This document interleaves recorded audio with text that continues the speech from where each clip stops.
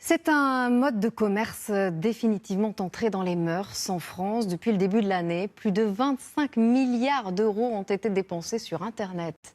Faire ses achats en ligne est souvent la garantie de recevoir sa commande en un temps record. Mais avez-vous déjà imaginé le parcours de votre colis? Du clic à la livraison, Emma Vincent, Bichente Akala. Les derniers mètres d'un long voyage. Ce colis a parcouru 245 km avant d'arriver à notre porte. Madame, bonjour. J'ai un colis pour vous.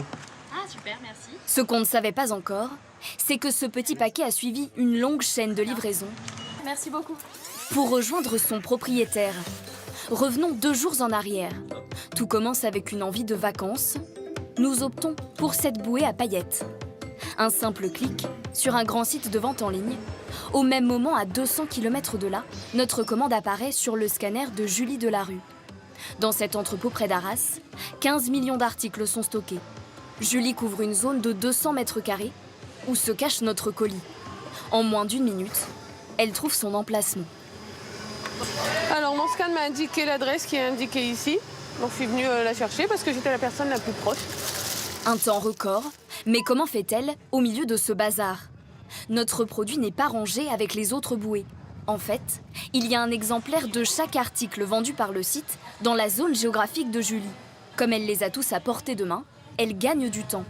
Si les produits étaient rangés par type, Julie devrait parcourir des kilomètres de rangées pour trouver les commandes. Elle dépose donc sa trouvaille sur un convoyeur. Notre colis part à l'empaquetage.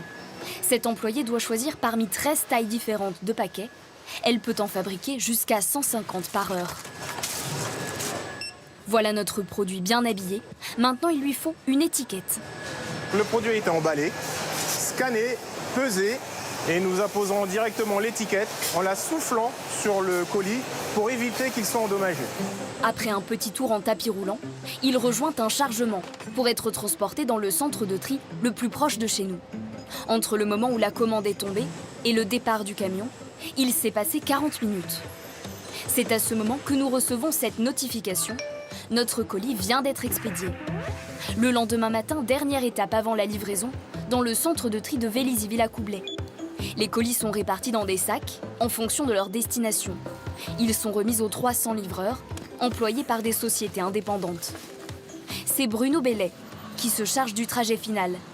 Lorsqu'il arrive à quelques pâtés de maison, nous recevons ce SMS. Et Bruno connaît le quartier presque mieux que nous. On sait les gardiens quand est-ce qu'ils sont là, les entreprises, les heures d'ouverture. Et parfois aussi des clients qu'on livre régulièrement, on connaît un petit peu aussi leurs habitudes. Ça permet en fin de compte de nous organiser au mieux. Notre colis aura donc mis 15 heures à nous parvenir, plus rapide que la moyenne. Comptez plutôt 2 jours si votre produit est volumineux.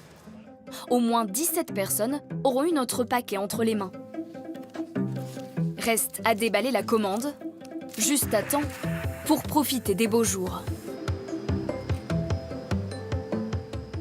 Jolie licorne, Emma. Un parfum